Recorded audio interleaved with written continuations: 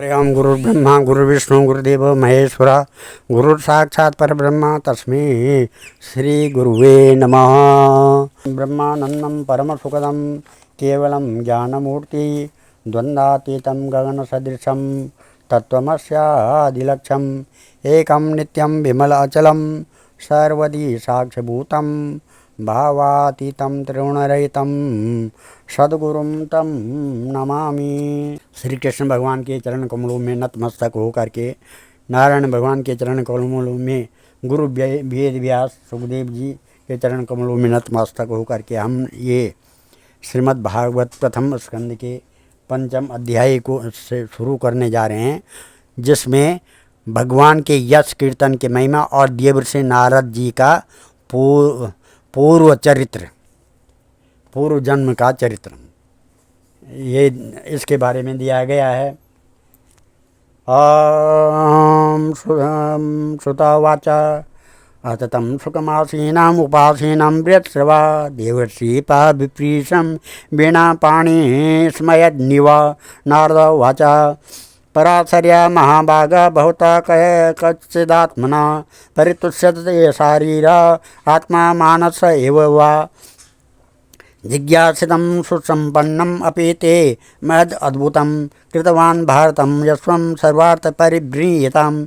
जिज्ञासितमादितं च यद् ब्रह्मा सनातनम् अथापि च वास्यात्म नमस्कृतार्थम् इव प्रभु। व्यास उवाच अस्त्येव मे सर्वमिदं तयोक्तं तथापि नात्मा परितुष्यति मे। तन्मूल अव्यक्तमगाधबोधं पृच्छामहे त्वात्मभवात्मभूतं सवे भवान् वेद समस्तगुह्यम् उपासितो यत्पुरुषा पुराणा परावरीशो मनसेव विश्वं सृज्वत्यवत्यत्यगुणैरसंग त्वं पर्यट्ट नरक एव त्रिलोकीर अनंतरस्थो वैरिवात्मसाक्षी परावरे ब्रह्मणि धर्मतो व्रते स्नातस्यते मे न्यूनमलं विचक्षा। श्री नारद उवाच भवतां नोदित प्राप्यं यशो भागवतो मलम् येनो वासो न तुष्येत मन्ये तद्दर्शनम् अखिलम्। यथा धर्मादयाश्चार्धं मुनिवर्यानुकीर्तिता न तथा वासुदेवस्य महिमा ह्यानुवर्णिता। न यद्वच्चस्यद् पदं हरेर्यशो जगत्पवित्रं परिघृतं करिचित् तद्वायसं तीर्थमुसन्ति मानसा। न यत्र हंसा निमनन्तु शिक्षया तवार्विसर्गो जनताग विप्लवो यस्मिन् प्रति श्लोकमवद्यवत्यपि। नामान्यतस्य शौकिं तदानि यत् शृण्वन्ति गायन्ति गृह्णन्ति साधवः। नैष्कर्म्यमच्युत भवाववर्जितं न शोभते ज्ञानमलं निरञ्जनं। कुतः पुनः सस्वद्भद्रमीश्वरे न चार्पितं कर्म यदप्यकारणं। यथो महाभाग भवान् मोघकृद्दिक् शुचिश्रवा सत्यरतो धृतव्रत उरुक्रमस्याखिलबन्धुमुक्ते समाधिनुसार तदविचेष्टितं। तदोऽन्यथा किञ्चन यद्वीक्षत पृथक् दृश्यत्कृतरूपणामभि न कुत्रचित् क्वापि न दुःखिता मतिर्लभेत वाताहतनोरिवास्पदं जुगुप्सितं धर्मकृतेऽनुशासता। स्वभावरक्तस्य महान् व्यतिक्रम यद्वाक्यतो धर्म इतीतरः स्थितो न मन्यते तस्य निवारणं जना। विचक्षणो यस्य हति वेदितुं विभु रनन्तपारस्य निवृत्तिता सुखं प्रवर्तमानस्य गुणैरनात्मनः स्ततो भवान् दर्शनचेष्टितं विभु। त्यक्त्वा स्वधर्मचरणाम्बुजं हरेर्भजन्नपकोतपते तयो यदि यत्र क्वा वा भद्रं भूतमुष्यं किं को वार्त आप्तो भजतां स्वधर्मतः। तस्यैव हेतो प्रयते कोविद न लभ्यते यद्भ्रमताम् उपार्यदा। तल्लभ्यते दुःखवदन्त्यसुखं कालेन सर्वत्र गमीरहंसा। न वे जनो जातु कथं च नाव्रजे व्रजेन् मुकुंद सेव्यान्यवदंग संसृतं स्मरन् मुकुंदांग्र युपगोहनं पुनः विहातुमिच्छेन रसग्रहो यतः इदं हि विश्वं भगवान्निति भगवानेवेतर यतो जगत्स्थाननिरोधसम्भवा तद्विस्वयं वेद भगवान् तथापि वे प्रादेशमात्रं भवतः प्रदर्शितम् त्वम्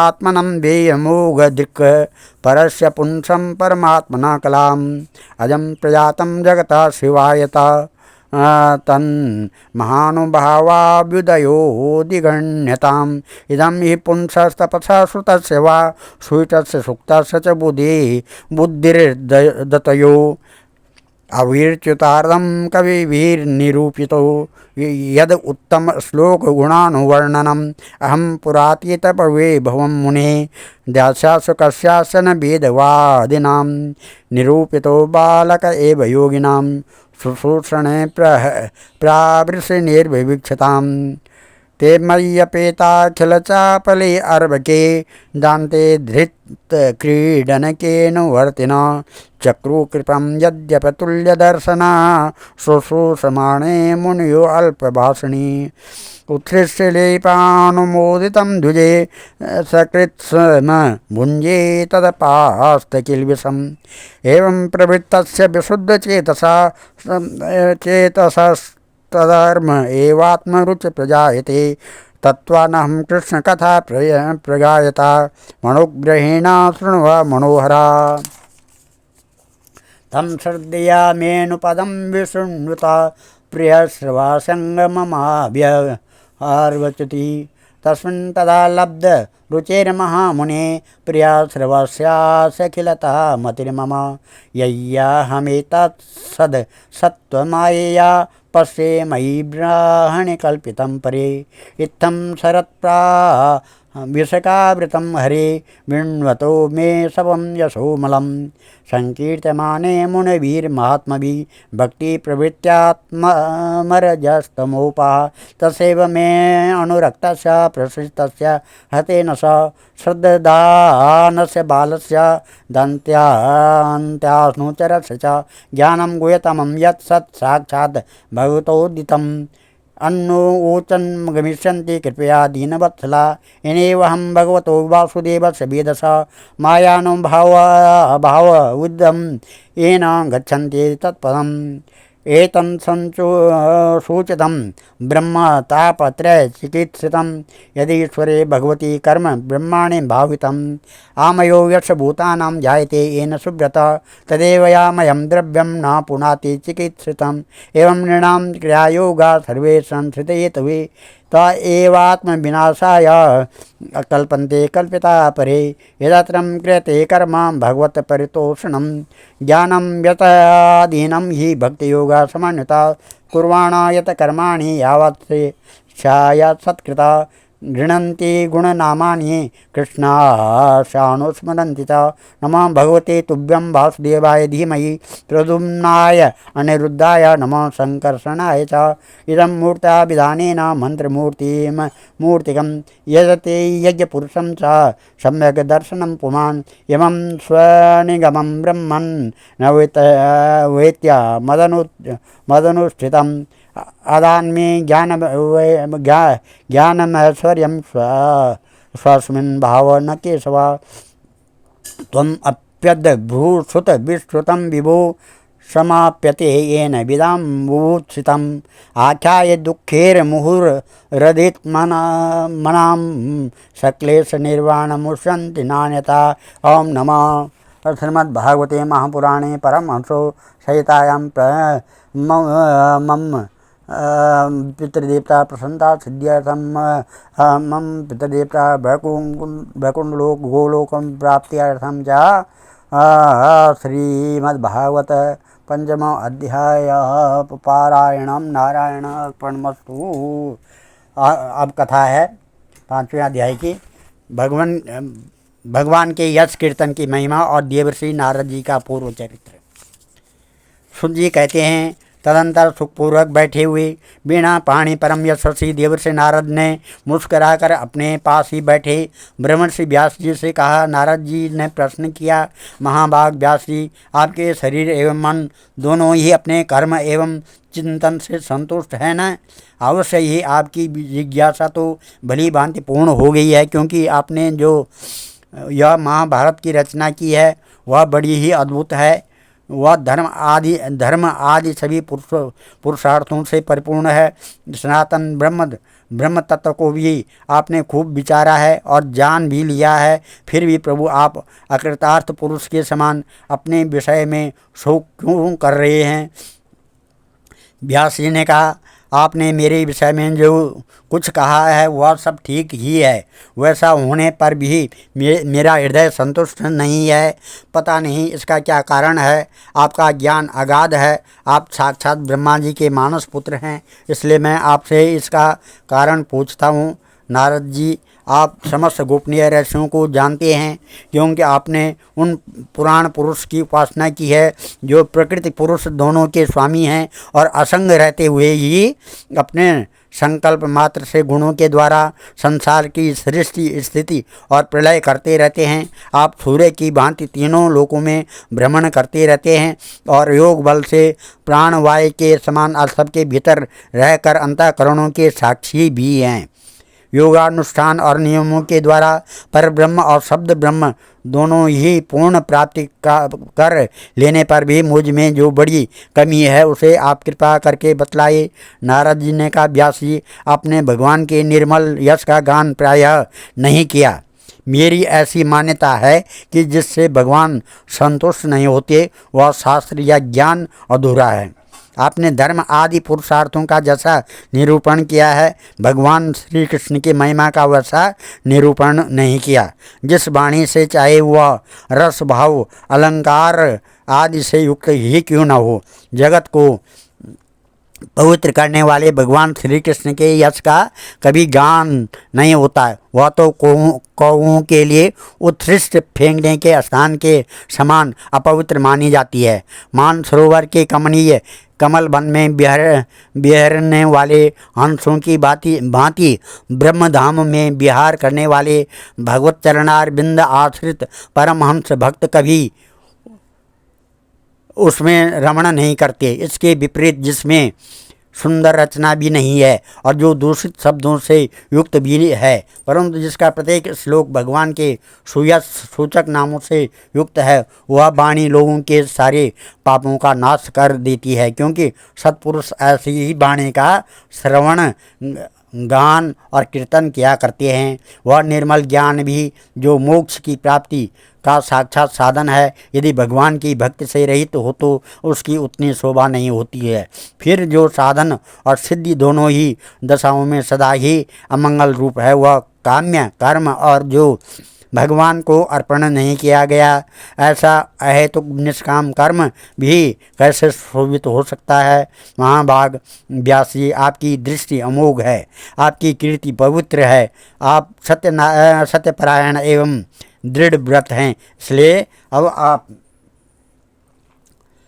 संपूर्ण जीवों को बंधन से मुक्त करने के लिए समाधि के द्वारा अचिंत्य शक्ति भगवान की लीलाओं का स्मरण कीजिए।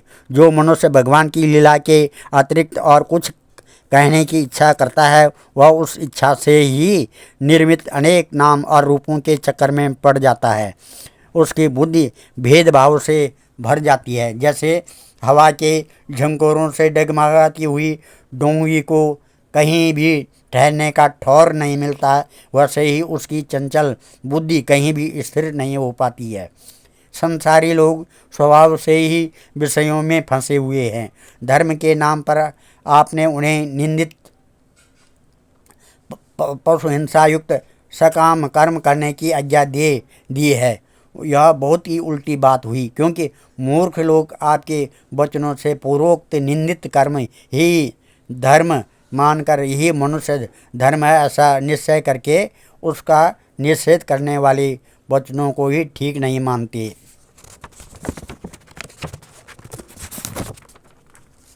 भगवान अनंत है, उनकी विचारवान ज्ञानी पुरुष ही संसार की ओर से निवृत्त होकर उनके स्वरूपभूत परमानंद का अनुभव कर सकता है। अतः जो लोग परमार्थिक बुद्धि से रहित हैं और गुणों के द्वारा नचाए जा रहे हैं, उनके कल्याण के लिए ही आप भगवान की लीलाओं का सर्वसाधारण हित की दृष्टि से वर्णन कीजिए। जो मनुष्य अपने धर्म का परित्याग करके भगवान के चरण कमलों का भजन सेवन करता है, भजन परिपक्व हो जाने पर तो बात ही क्या है। यदि इससे पूर्व ही उसका भजन छूट जाए तो क्या कहीं भी उसका कोई अमंगल हो सकता है। परंतु जो भगवान का भजन नहीं करते, केवल स्वधर्म का पालन करते हैं, उन्हें कौन सा लाभ मिलता है। बुद्धिमान मनुष्य की चाहिए कि वह उसी वस्तु की प्राप्ति के लिए प्रयत्न करे जो तिनके के लिए से लेकर ब्रह्मा पर्यंत समस्त ऊंची नीची योनियों में कर्मों की फलस्वरूप आने जाने पर भी स्वयं प्राप्त नहीं होती है। संसार के विषय सुख जो जैसे बिना चेष्टा के दुख मिलते हैं, वैसे कर्म के फल रूप में अचिंत्य गति समय के फेर से सबको सर्वत्र स्वभाव से ही मिल जाते हैं। व्यास जी, जो भगवान श्री कृष्ण के चरणार बिंद का सेवक है, वह भजन न करने वाले कर्मी मनुष्यों के समान दैवात कभी बुरा भाव हो जाने पर भी जन्म मृत्यु मय संसार में नहीं आता है। वह भगवान के चरण कमलों के आलिंगन का स्मरण करके फिर उसे छोड़ना नहीं चाहता है। उसे रस का चस्का जो लग चुका है, जिनसे जगत की उत्पत्ति स्थिति और प्रलय होते हैं, वे भगवान ही इस विश्व के रूप भी हैं। ऐसा होने पर भी वे इससे विलक्षण हैं।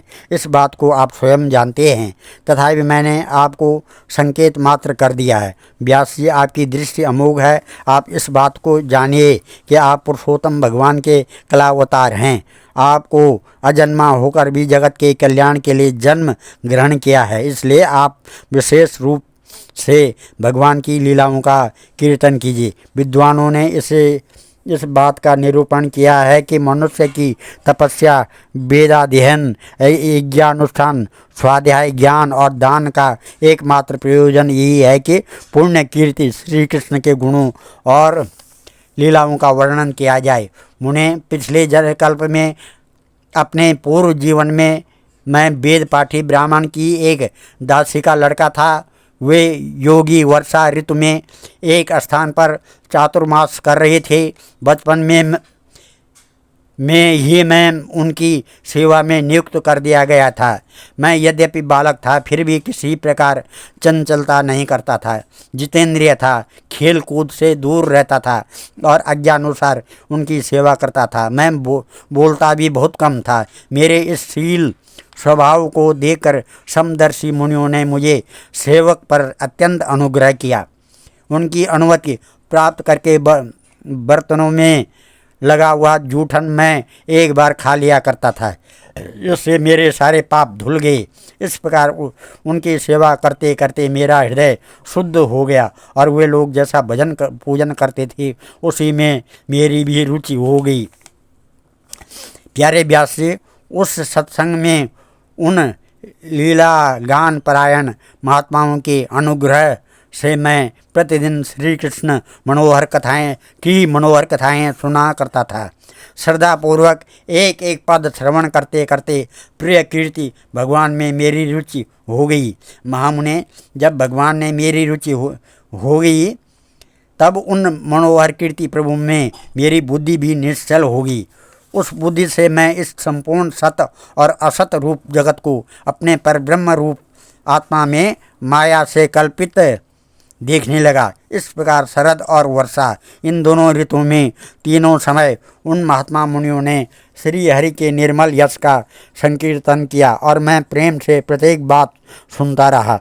अब चित्त के रजोगुण और तमोगुण नाश करने वाली भक्ति का मेरे हृदय में प्रादुर्भाव हो गया। मैं उनका बड़ा ही अनुरागी था, विनयी था। उन लोगों की सेवा में मेरे पाप नष्ट हो चुके थे। मेरे हृदय में श्रद्धा थी, इंद्रियों में संयम था एवं शरीर, वाणी और मन में उनका आज्ञाकारी था।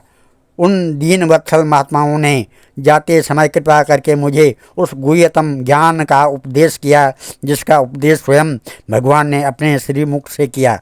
उस उपदेश से ही जगत के निर्माता भगवान श्री कृष्ण की माया के प्रभाव को मैं जान सका, जिसके जान लेने पर उनके परम पद की प्राप्ति हो जाती है। सत्य संकल्प व्यास जी पुरुषोत्तम भगवान श्री कृष्ण के प्रति समस्त कर्मों को समर्पित कर देना ही संसार के तीनों तापों की एकमात्र औषधि है।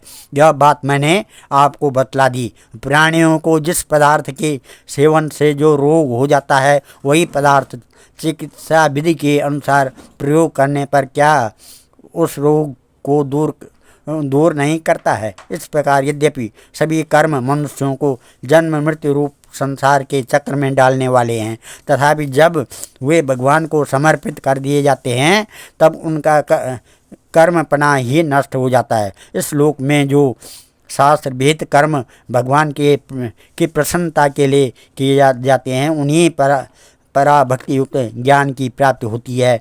उस भगवत अर्थ कर्म के मार्ग में भगवान के आज्ञानुसार आचरण करते हुए लोग बार बार भगवान श्री कृष्ण के गुण और नामों का कीर्तन तथा स्मरण करते हैं। प्रभु, आप भगवान श्री वासुदेव को नमस्कार है। हम आपको ध्यान करते हैं। प्रद्युम्न, अनिरुद्ध और संकर्षण को भी नमस्कार है। इस प्रकार जो पुरुष चतुर्व्यूह रूपी भगवान मूर्तियों के नाम द्वारा प्राकृतिक मूर्ति रहित अप्राकृतिक मंत्र मूर्ति भगवान यज्ञ पुरुष का पूजन करता है, उसी का ज्ञान पूर्ण एवं यथार्थ है। ब्रह्मन, जब मैंने भगवान की आज्ञा का इस प्रकार पालन किया, तब इस बात को जानकर भगवान श्री कृष्ण ने मुझे आत्मज्ञान, ऐश्वर्य और अपनी भाव रूपा प्रेमा भक्ति का दान किया। व्यास जी, आपका ज्ञान पूर्ण है।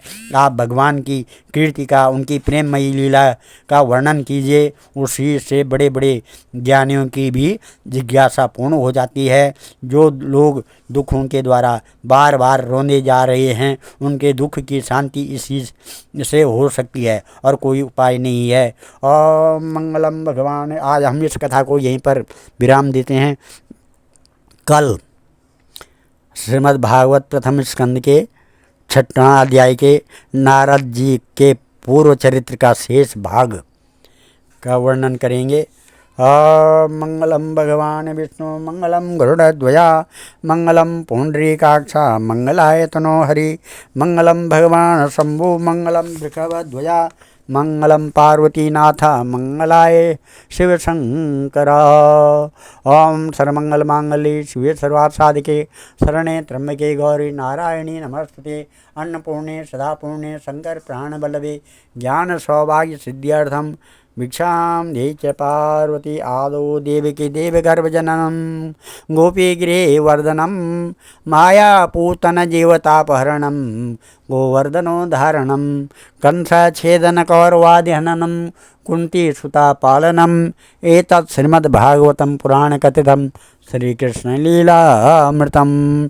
ॐ सर्वे भवन्तु सुखिनः, सर्वे सन्तु निरामया, सर्वे भद्राणि पश्यन्तु, मा कश्चित् दुःखभाग् भवेत्।